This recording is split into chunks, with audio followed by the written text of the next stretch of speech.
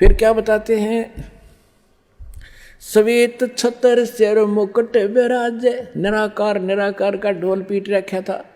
कहते उस सफेद अरस कुर्स पर सफेद गुम्मट है, जहाँ सतगुरु, जहाँ परमात्मा का डेरा, वहाँ एक बहुत बड़ा सुंदर महल है परमात्मा का, उस बहुत सुंदर गुम्बद टाइप है, उसके अंदर परमात्मा विराजमान है। सिंहासन के ऊपर सिर पे मुकुट है और ऊपर श्वेत छत्र परमात्मा के तना हुआ है।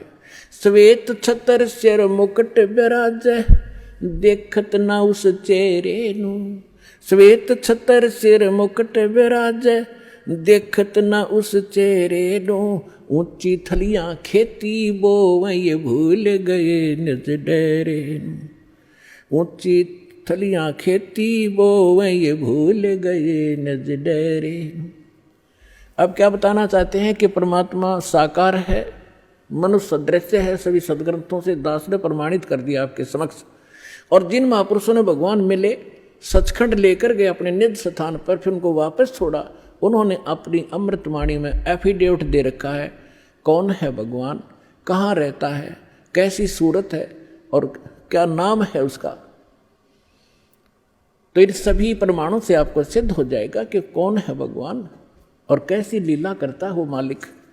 तो यहाँ क्या बताते हैं कि आप जी जो साधना कर रहे हो, अन्य देवी देवताओं की, पूर्ण परमात्मा की भक्ति ना करके किसी भी ब्रह्म की, सरपुरुष की, अक्षर पुरुष की, ब्रह्मा विष्णु महेश की, या दुर्गा या निरंजन की, तो ये तो ऐसी साधना है जैसे कोई किसान ऊंचे स्थान पर, थली पर, पहले वर्षा पर आधारित थे सभी मानव समाज, और उस समय गरीबदास जी ने भी किसान थे। गरीबदास जी जाट ग्रुप में, जाट जाति से थे, और अपने वहाँ के साथी जो किसान थे उनको भी समझाना था। इसलिए बता रहे हैं कि जो मैं भक्ति बता रहा हूँ जिस भगवान की, उसकी साधना ना करके आप अन्य जो साधना कर रहे हो ऐसी है जैसे ऊंची थलियों पर, ऊंचे स्थानों पर बीज बो दिया, खेती कर ली, और जब थोड़ी बहुत वर्षा हुई तो वो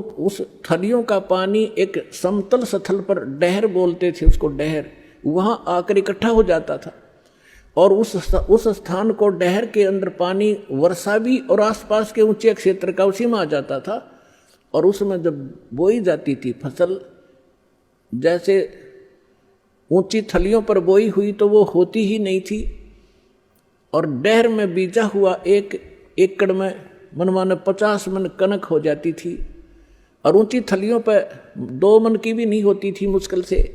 तो क्या बताते हैं गरीबदास साहब जी, एक फॉर एग्जाम्पल बता रहे हैं कि तुम ऊंची थलियां खेती बो, भूल गए निज डेरे नू। इस परम पिता परमात्मा सतपुरुष कबीर साहिब की भक्ति ना करके आप अन्य देवी देवताओं की भक्ति करके ऐसी लाभ उठा रहे हो जैसे ऊंची थली पर खेती करने वाले किसान को कोई लाभ नहीं होता।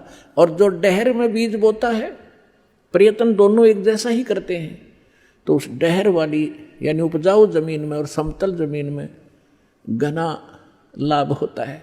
तो ये समझाना चाहते हैं कि जो साधना हम बताते हैं वो तो डहर समझो,